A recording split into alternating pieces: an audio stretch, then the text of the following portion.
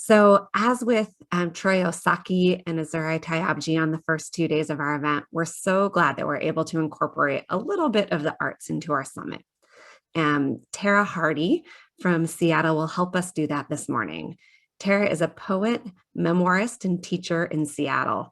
She is a working class queer, femme, chronically ill founder of the Bent Writing Institute for LGBTIQ writers. She grew up under the great big sky of Michigan, but now writes at the majestic hem of Mount Rainier in Seattle. Her most recent poetry collection, titled My, won the 2017 Washington State Book Award. And with that, I am just honored to hand it over. Hello, and thank you so much for having me with you today. Thank you, Tracy Timmons Gray, for asking me to do this. I'm absolutely thrilled to be here on the day that Sonya Renee Taylor is going to speak.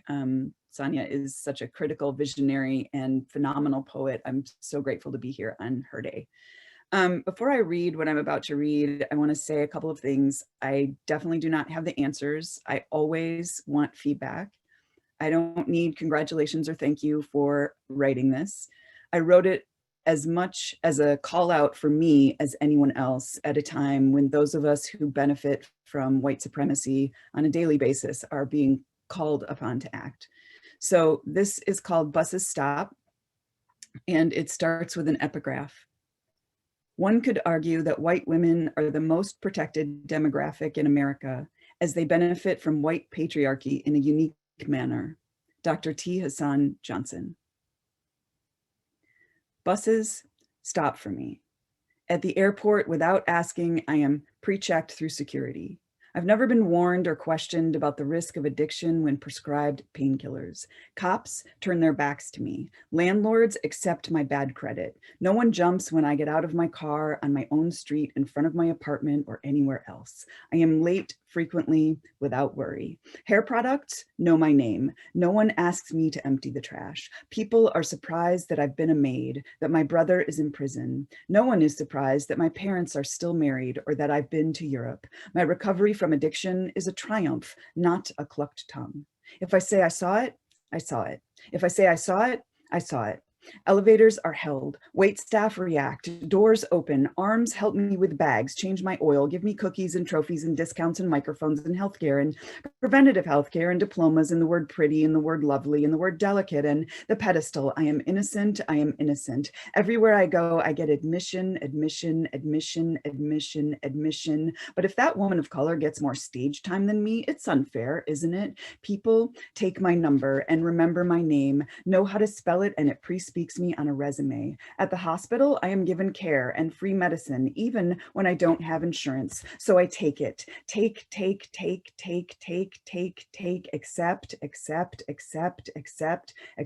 accept, an ocean's worth, a middle passage's worth of unearned privilege. With my bright, bright bones and my pink, pink smile, those yarn hats, they reflect me, as does every mirror I pass, in which I recognize myself. I'm so friendly, I can afford to be. I seem happy, unencumbered. I seem accessible, don't need to be on guard. No one is surprised that I've been to college. No one says, I didn't mean it like that, or you make everything about one issue, or just ignore my friends, they don't really mean it.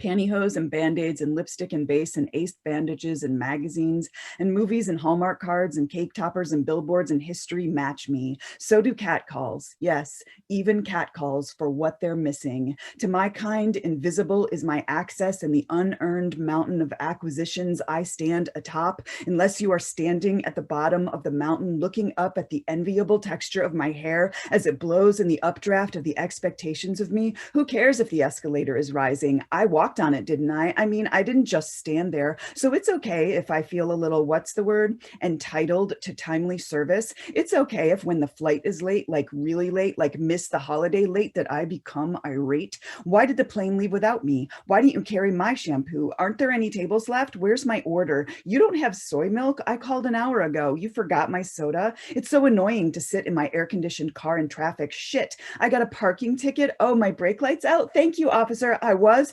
Fuck, a speeding ticket. My children can jaywalk without being shot.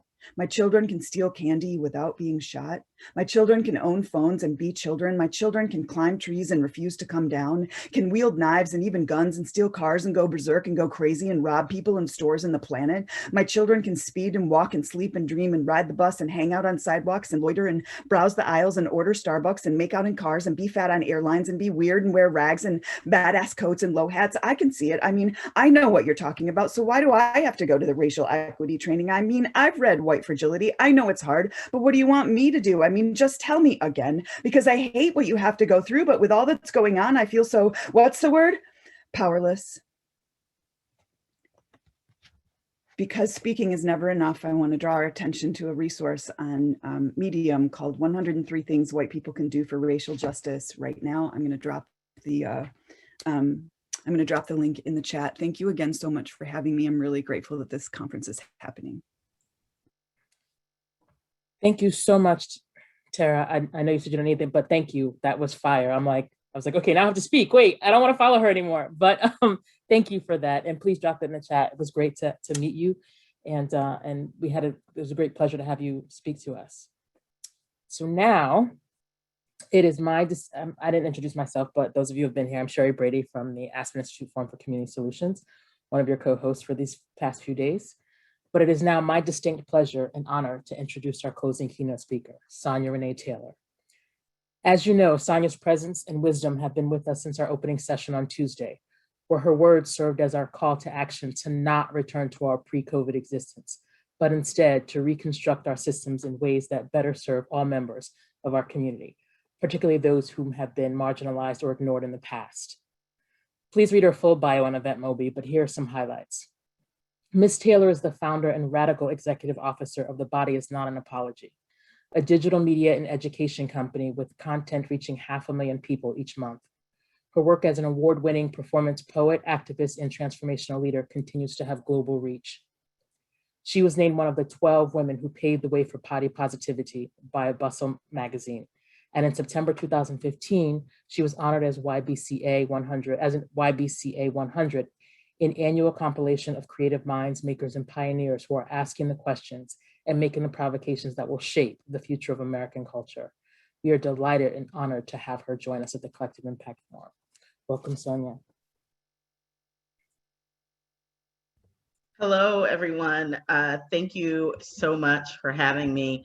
Tara, I swear I had hair before you read that poem, and then you blew it off. So the reason I come to you all today is because Tara snatched all my edges with that poem.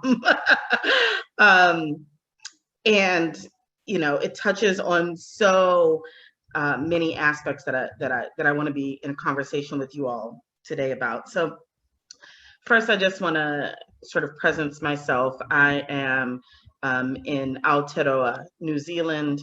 The indigenous stewards of this land are Maori. The indigenous iwi of this land that I am on today are the Na'oho. And I am a grateful resident of this land and of their stewardship for many, many years, despite the colonial violence that has been met in their lives. And so I just want to presence that and thank that. I also want to name that I am the new puppy mom of an 18-week-old puppy who is currently napping. I think he'll stay napped. His name is Baldwin James Taylor. And I think he'll stay napped during our talk. But should you hear a little whining, that's what's happening. The fun thing about Zoom is that all of a sudden we get to be inside of each other's real lives, right? Like you get to be in my house with my puppy. And there's stuff about that I love as well. So, oh yay, there's some people representing from Tamaki Makaurau right now, which makes me very happy. Welcome. So I invite you to be a part of this conversation in the chat, to presence yourself, all of these wonderful things. That's, you know, I am both going to talk to you, but I can keep my eye a little bit on that while we're talking.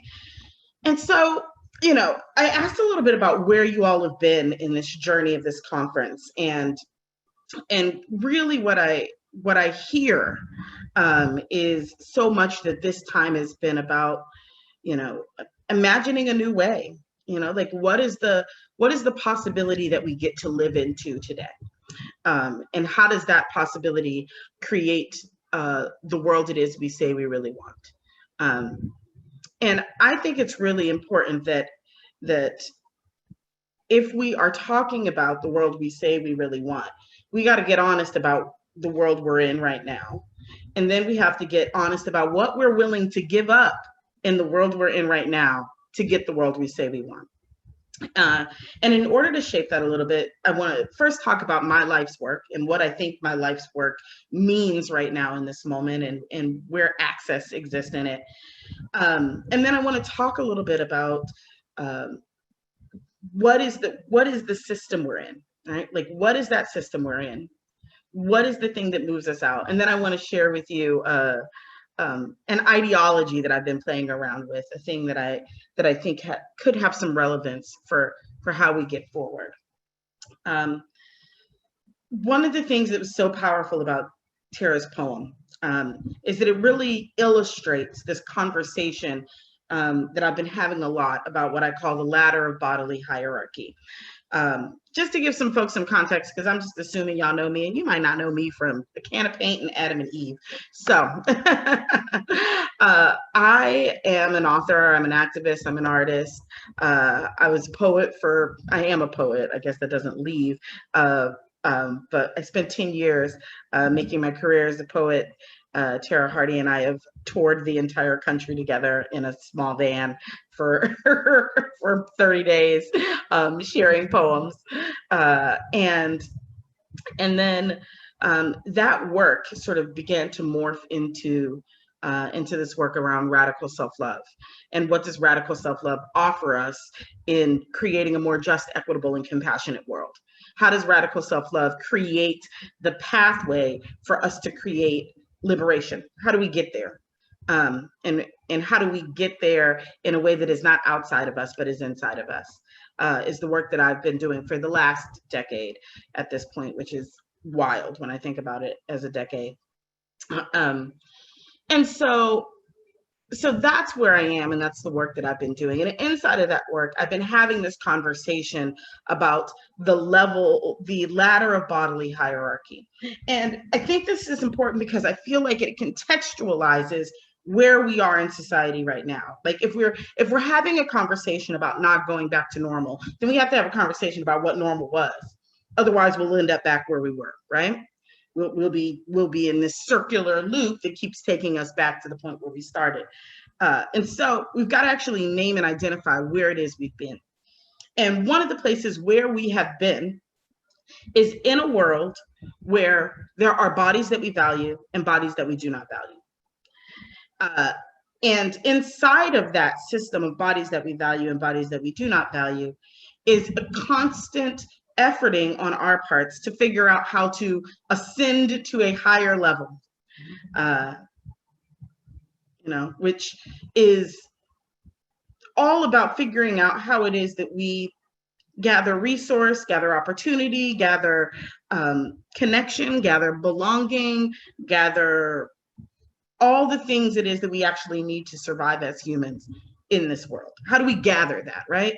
And unfortunately, inside of a system of white supremacist delusion, capitalism, and patriarchy, the ways in which we gather that have been externalized, right? We live in a world that says you'll be good enough when, you'll be good enough if, and even when you reach the when or the if, it is an ever constantly moving line, right?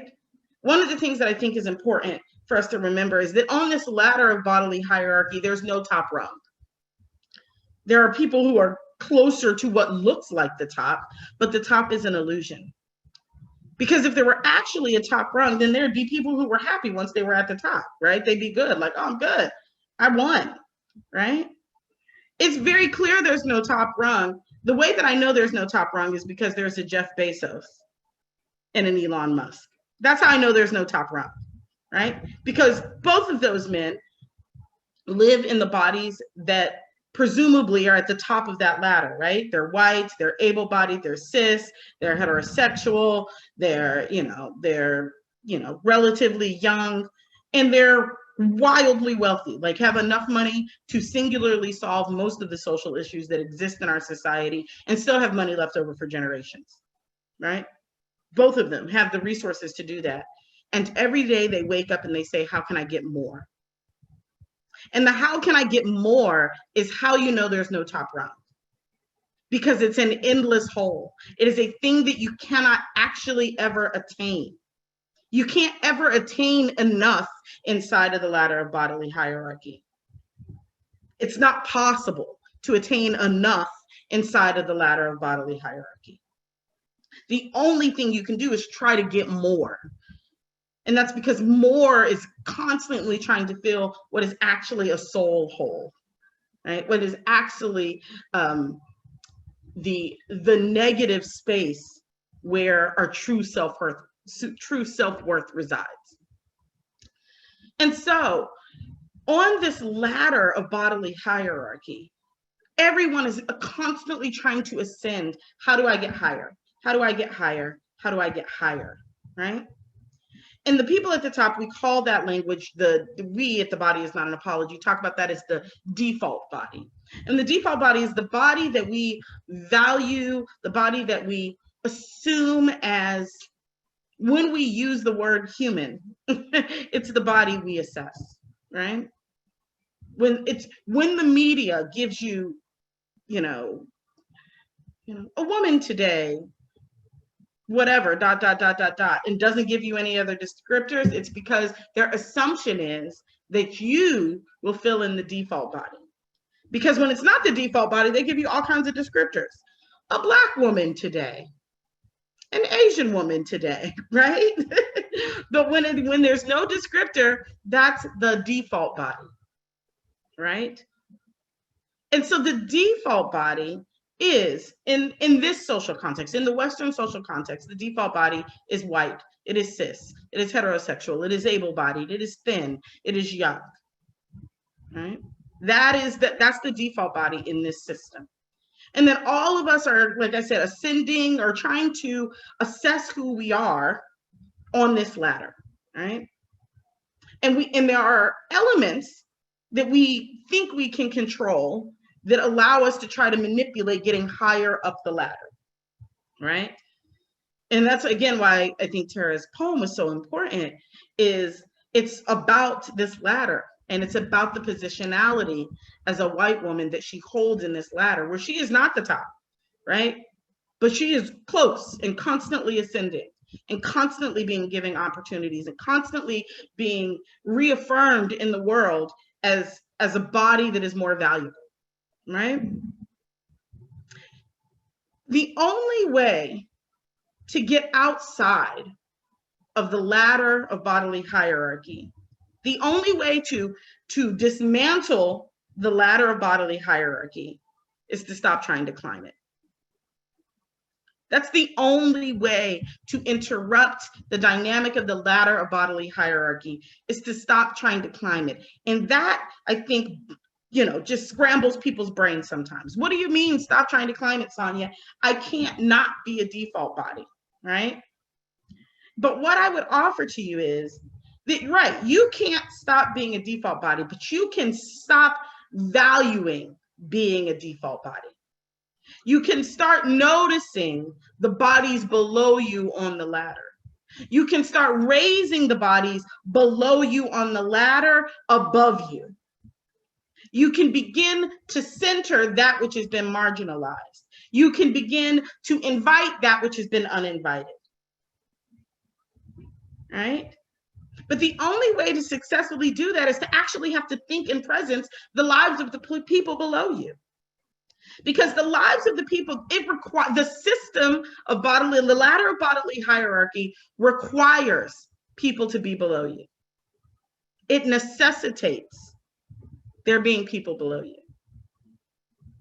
And it relies on you not to question it and not to disrupt it. It relies on you to continue to look at the ways in which you constantly are trying to ascend the ladder. And the ways are really sneaky, y'all. They're real sneaky. They're things you might not even notice, right? They are the small privileges that we cherish and take, right? It is the privilege to have the bus stop for you, right? And to never question when the bus doesn't stop for someone else, or to never question why the bus stops for you, right? It is to notice the places where you hold even minimal greater access or power than someone else, and to move out of the way at times. You know, it is to say, oh, there's an entire group of people below me, right? And what would it look like for me to take less space in this particular space, whatever that space is, right? And these are complicated questions. They're nuanced questions. They're questions that exist, you know, that we have to be constantly navigating inside of a world, right, that is always giving us new tiny ways to ascend the ladder, right? Always giving us, this diet is one small way to ascend the ladder, right? This particular efforting at thinness, this particular efforting at more money, right?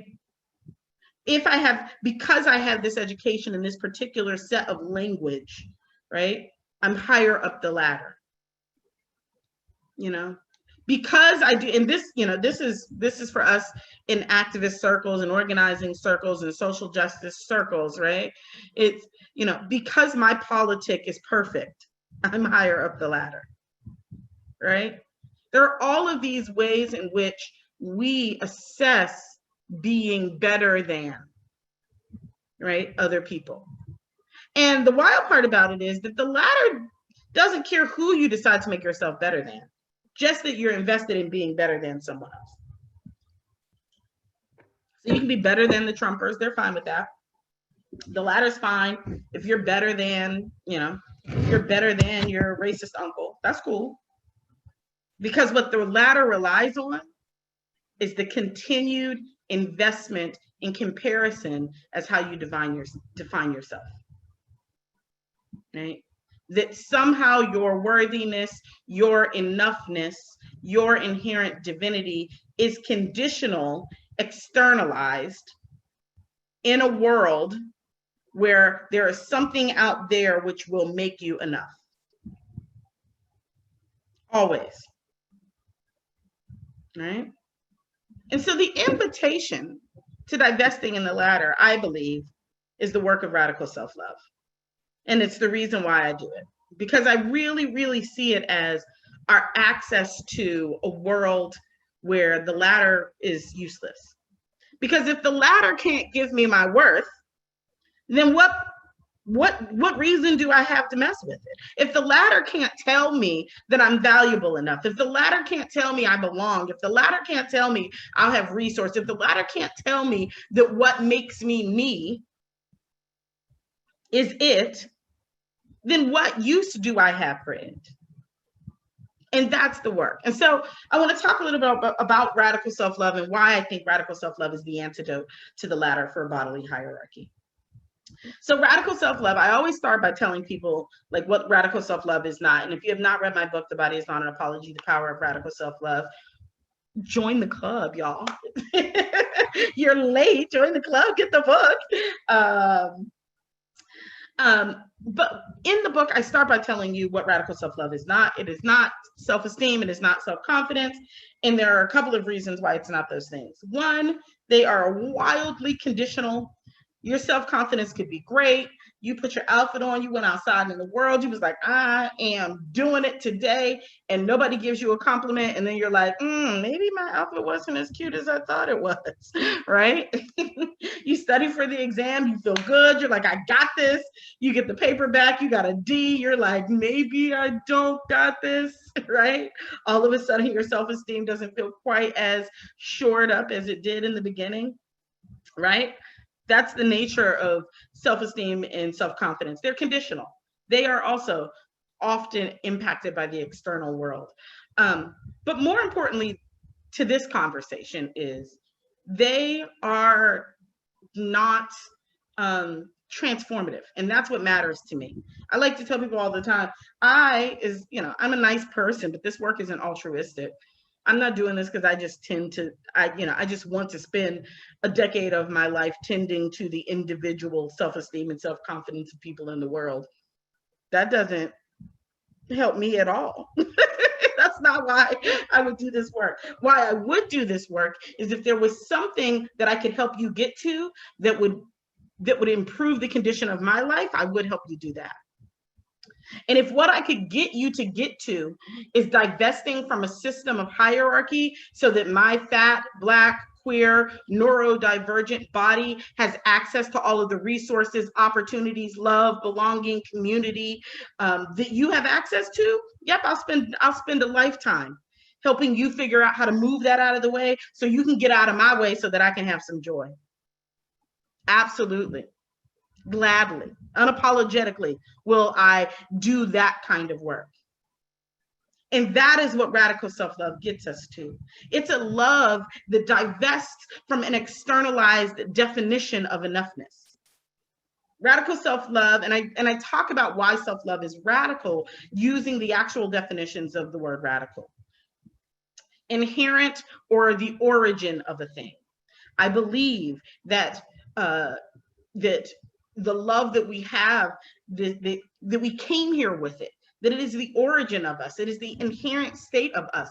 You didn't have to work to love yourself as a baby. You arrived here as love. We know we arrived here as love by just the way we relate to babies, right? And that we find it aberrant, right? We find it aberrant as a society in general, right? If you get specific about what babies we care about and what babies we don't, then we're back inside of the system of bodily hierarchy. But what we do know is that babies are love. They embody love, right? You've never seen a self-loathing toddler. You've never seen a toddler who's like, I just hate my thighs. I don't understand. Never, right? And you never will. That is not the relationship that we came here with. We came here in right relationship with our bodies and in right relationship with the bodies of others. And so everything else is learned.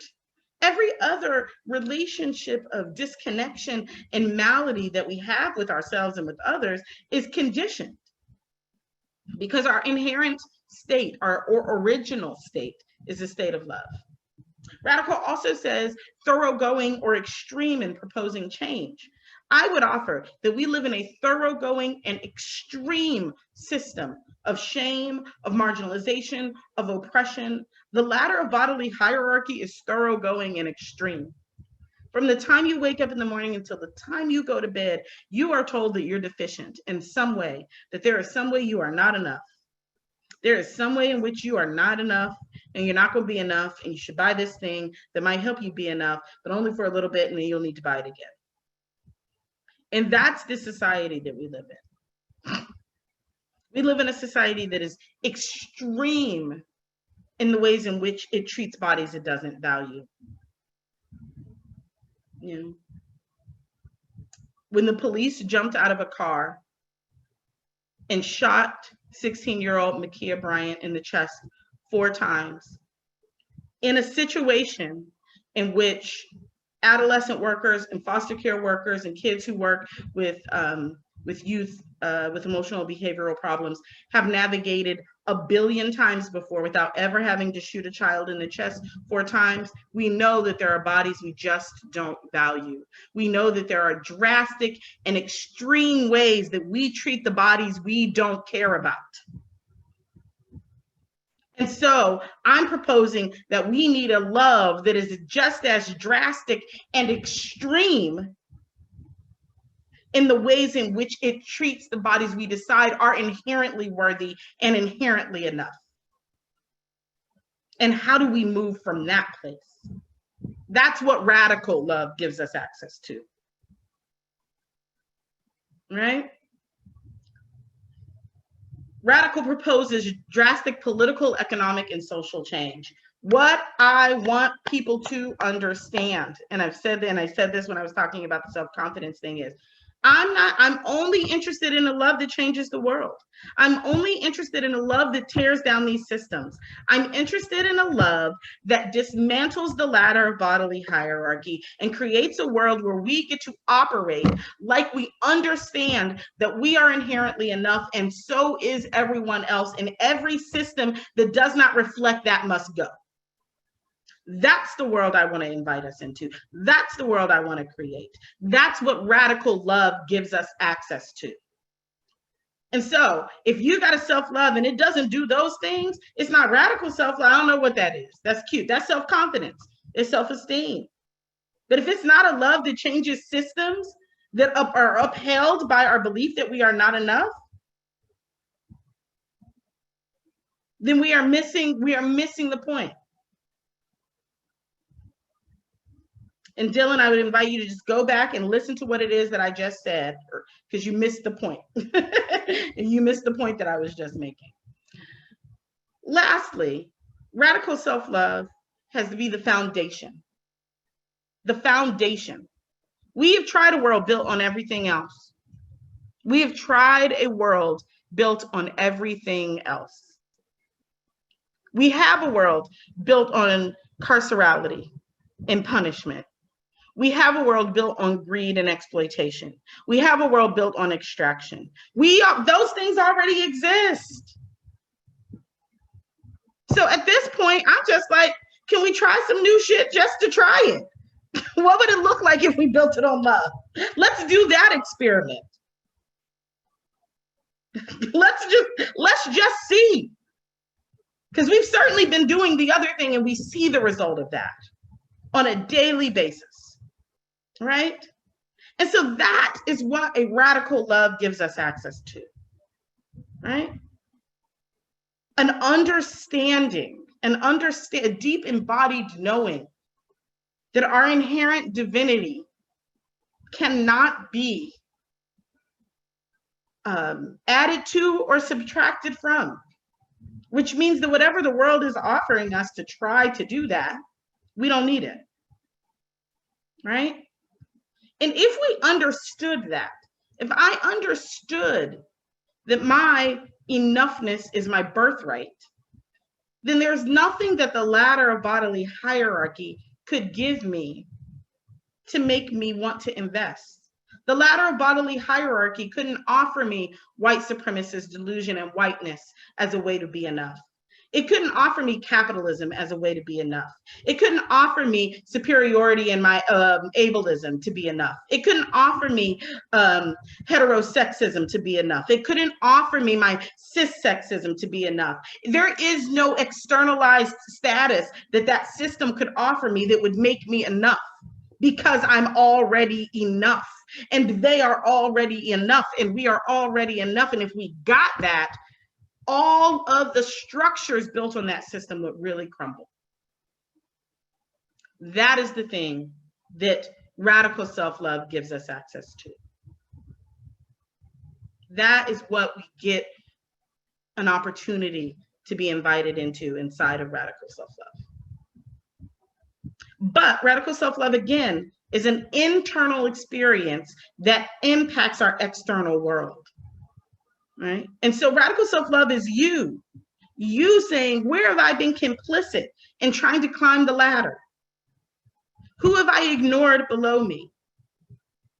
What way have I made my belief that I am not enough complicit in the maintenance of this system of harm? And what would happen if I undid that story of indoctrination inside of myself? How do I become new, but not new? How do I return? How do I return to that which is inherent in me, to that which is my origin, to that which is the foundation of my creation? You know, I like to say that whatever it is that decided that there should be an ocean and bumblebees and ponds and lily pads and grass and honey and flowers Whatever decided that there should be tulips and hummingbirds also decided that there should be a Sonya Renee Taylor. And so how is it possible that I could be any less divine, any less necessary, any less important in the ecosystem of humanity than all of those things? That's what radical self-love returns me to. And I believe that's what the invitation is inside of radical self-love. So here's the last thing that I want to share as we talk about. So in order to, the first thing you got to do to dismantle this ladder of bodily hierarchy is look at how you've internalized it, right? Is to look at how it's in you, how it's governing the way that you move through your life, how it's governing how you are with your children, with your family, with all of these other things. That's the step one, right? And then step two is we got to create something new. It is not just enough to get rid of the old thing, because what happens in a vacuum is that the other thing will come back and fill the space, right? It will, the space will be filled. The question is with what? So you can dig up the roots, but if you don't plant new things, if you don't turn over the soil and plant new things, the weeds will come back. And so here is really where I think it's an opportunity. And it also does the thing that I believe is at the bottom, that is about like, how do I give more space to the people at the bottom of the ladder? Because if the people at the bottom of the ladder weren't at the bottom of the ladder anymore, the ladder would be destabilized and it would fall, right? And so the more that we raise to prominence the lives, the voices, the experiences of undocumented, trans, Black, disabled, queer, fat human beings, all right? The more that we follow their leadership and their guidance, the more destabilized the ladder of bodily hierarchy becomes, all right? And so here's a way that I think we can do that. Because here's what is also true, is that the people at the bottom of the ladder have been innovating how to survive. It's the only way you can survive the ladder, is to innovate and figure out how you operate. If the world says you are the lowest on the rung and we intend to give you pretty much nothing, then the question becomes, how do I make something out of nothing? And that's what the people at the bottom of the ladder are excellent at. Excellent at imagining a world where you can get anything done because you have to. My mama, there's a meme that used to say, I've done so much with so little for so long that I'm now capable of doing anything with nothing at all. And that is the magic. That is the magic of the people who have been the most marginalized, right? Is that the conditions of life have created it such that there is an innovation, right? That those with more privilege, those of us with more privilege, simply can't access. All right, we ain't had to. We haven't had to exercise that muscle. And so those folks are already visioning a world. Like I said this in a live the other day. I said, if you can't imagine a world without police, that's fine. You don't need to. We're not actually asking you to, because there are people who already have. How about you just follow them? How about you just turn your energy and resources to the people who have already done the imagining for you? Because obviously you haven't had to imagine a world without police, because obviously perhaps they've worked for you. But for the people who have not worked for, they have already figured out how you solve things without inviting folks who will murder you. And so how about you just turn your attention to the people who've already created the thing? You don't have to have it figured out. You can turn your resource, your opportunity, and signal boost to people who have already. And so I've been playing with this idea that I've been calling the Vcr theory, right? And the Vcr theory is the theory of obsolescence, right? Is the idea that innovation, right? Innovation is, like I said, the sort of foundational machinations of marginalization, right? That you got to figure it out, right? And that there are all kinds of phenomenal technologies that get unlocked in us, right? When we are trying to navigate a world that continues to throw barrier after barrier after obstacle. And so part of what I believe in this space, this new space that wants to come, right, is about living into what I like to call the liberatory imagination, right? How is it that I move into the new world, right, without dragging the old world with me? And the way that I talk about this is I talk about VCRs. If you're a person of my age, then you might recognize back when we used to watch movies with these big clunky plastic tapes. And that's how we saw a movie, right? You wanted to see something on TV, you got this big giant clunky tape and you stuck it in the mouth of this metal machine and it gobbled up the tape, and then it showed you a film that was often crinkly or fuzzy depending on how you treated the tape. And that's how we watched movies. And if you wanted to watch a lot of movies or have them all at home and didn't have a card to Blockbuster Video that didn't have a bunch of late fees on it, you had a big giant wooden entertainment system in your house and your grandmama just had all your tapes there, right? And that was how we were watching movies. And then someone was like, this is a lot. What if we we can make these smaller, right? Like it doesn't have to be like this. And so then somebody was like, DVDs, right? Somebody was like, oh, let's make it thinner and we'll make it round and it'll be easier. There was a whole separate machine to rewind tapes. You better tell the truth. There was an entire separate machine so that you could rewind the tape to the beginning. And I know this because I used to work at Blockbuster Video. Right? And so somebody made DVDs so you didn't have to have a rewind tape, right? And we were like, oh, this is so cool, right? Somebody even made Blu-rays. Who still got a Blu-ray? That was like the innovation in between that nobody used, right?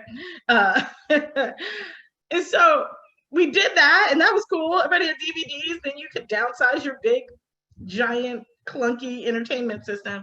And then somebody was like, wait a minute, we have the internet. Like, why would we could just put the movies on the internet and then people could just watch them from the internet. And of course, capitalism is always right beside innovation, being like, how can I exploit this? Where are you going? Capitalism is always like, hey, where are you going? Right? So you got to be mindful of that, because capitalism was like, oh, right, we could do that and then we could put it behind a paywall and then you could pay us to watch it. But either way it goes, what it was is that people innovated outside of VCRs. No one ever had to protest a beta tape.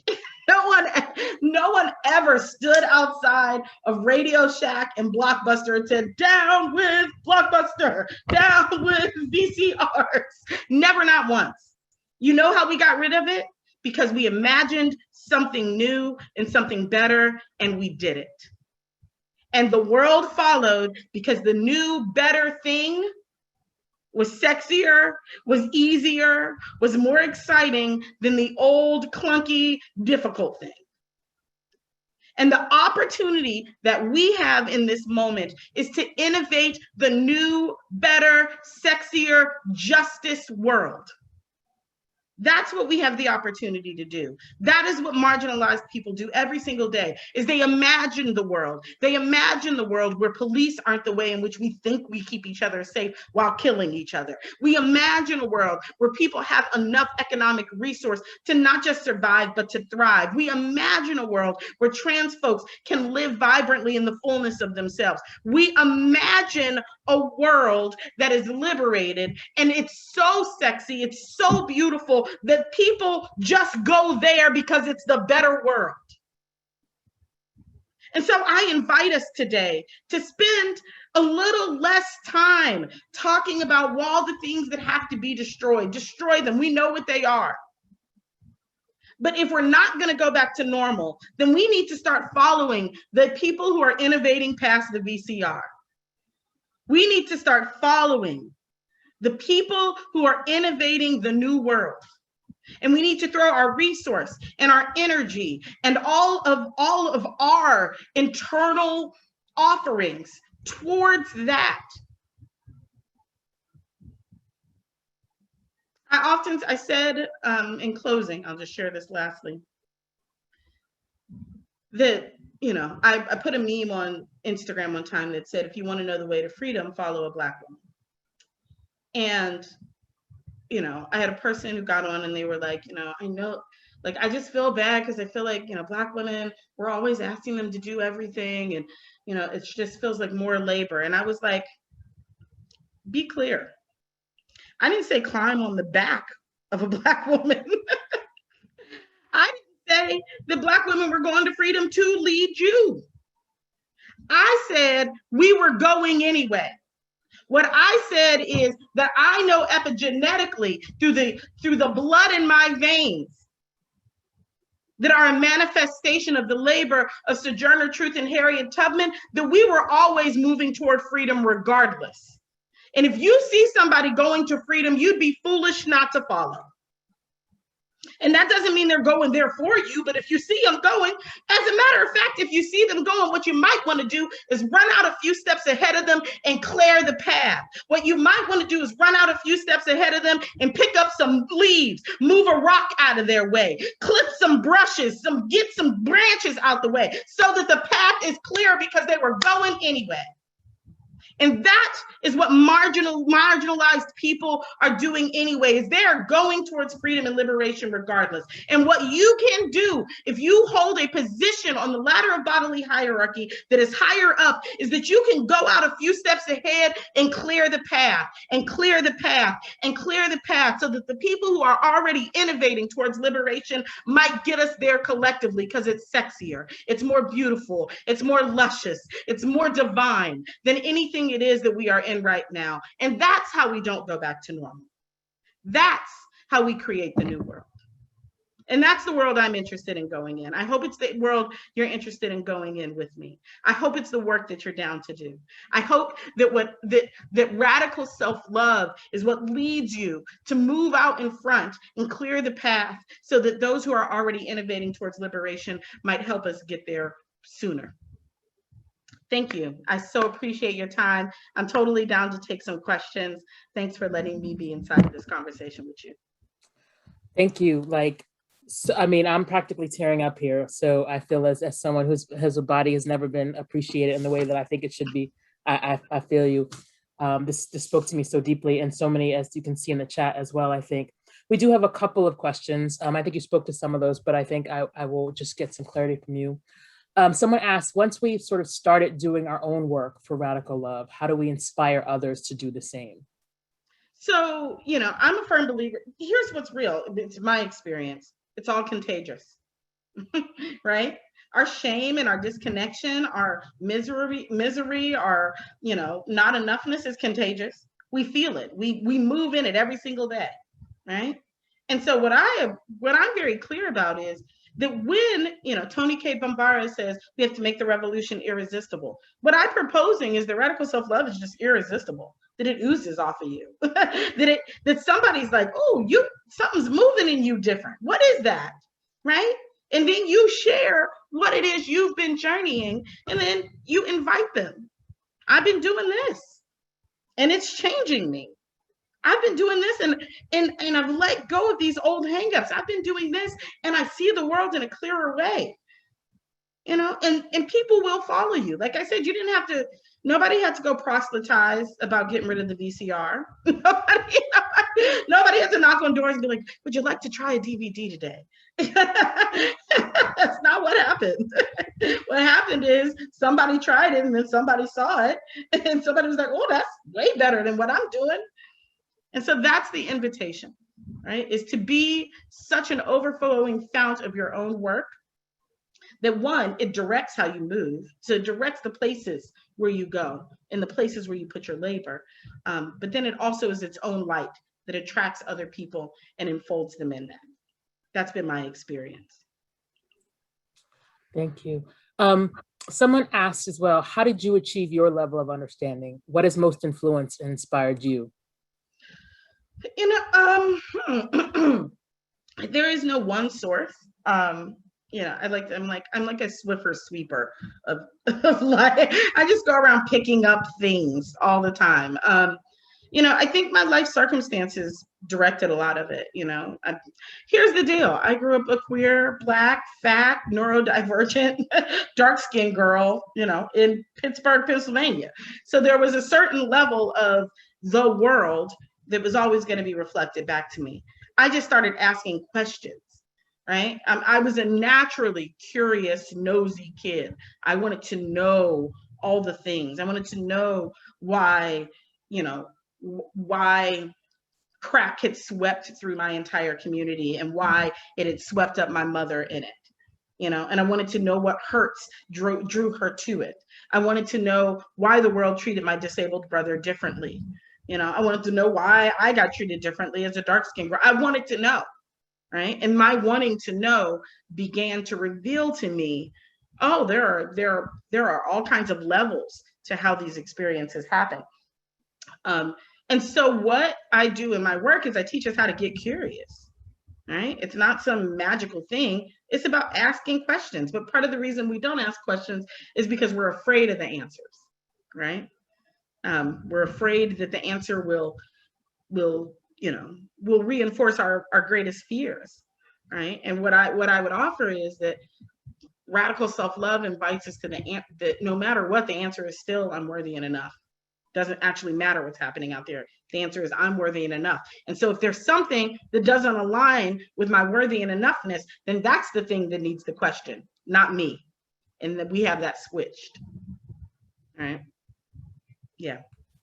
Okay, I have two more questions. And the first one is, people are looking for sort of tips on building radical self-love in children. So many children are being indoctrinated so early. How can we disrupt this with children? Absolutely. So again, curiosity. Teach your kids to ask questions, to not assume that the world that they are being given is just it, right? Because and this is one of the things that we squelch in young people all the time, because we get annoyed as adults when kids ask us questions. Oh, please don't ask me no more questions. Here's the deal. If you want a child who is connected to their radical self-love, you want a child who asks questions. Who ask questions about the world around them. And then you help them be critical of the things that are unjust, to the messages that will detach, because again, kids come here as radical self-love. Then they are told, no, that's not who you are. No, that's not who they are, right? And so the question is, how do I continue to actually realign them to their truth and make them question all the other things rather than questioning themselves? That to me is one of the primary ways. I have a book for girls, cisgender girls age 7 to like 12. It's a puberty book, but it really is about sort of how do we start experiencing the changes of our bodies from a radical self-love standpoint. And then I also have another children's book coming out, hopefully in 2022, called The Book of Radical Answers. It's also about how do we answer young people's questions from a radical self-love standpoint. Great. So final question, how can people find out more about your work? And some people are interested in sort of getting you to talk to their groups, especially with young people. So can you let people know how they can? Yeah, so if you're interested in hiring me, you can send me an email. You can shoot my agents an email. I don't manage any of that myself, but you can send an email to bookingsonyarenee@gmail.com, or you can go to my website, sonyareneetaylor.com, and you can do all, you can fill out whatever form needs to be filled out, and it'll go where it needs to go to start those conversations. If you're just interested in hearing more about sort of my ideas and thoughts, today is my last day on Instagram as a place of engagement. I will still post videos there, but it is not a place where I will engage. Comments will be disabled. But you can join me on Patreon for as low as $1 a month. You can join me on Patreon, where I will be moving my community and my conversation and my dialogue and my engagement over to that platform. So I invite you to hang out there. Get the books. The Body is Not an Apology, The Power of Radical Self-Love, Your Body is Not an Apology workbook. Those are all the places where I invite us to do the work. Yes, get the book. I highly recommend it. Thank you, Sonia. This was a great session, as you could see in the comments. Just fire. Thank you so much. And Thank you. Thanks for having me. So honored. I appreciate Please be you well. so much. Take care.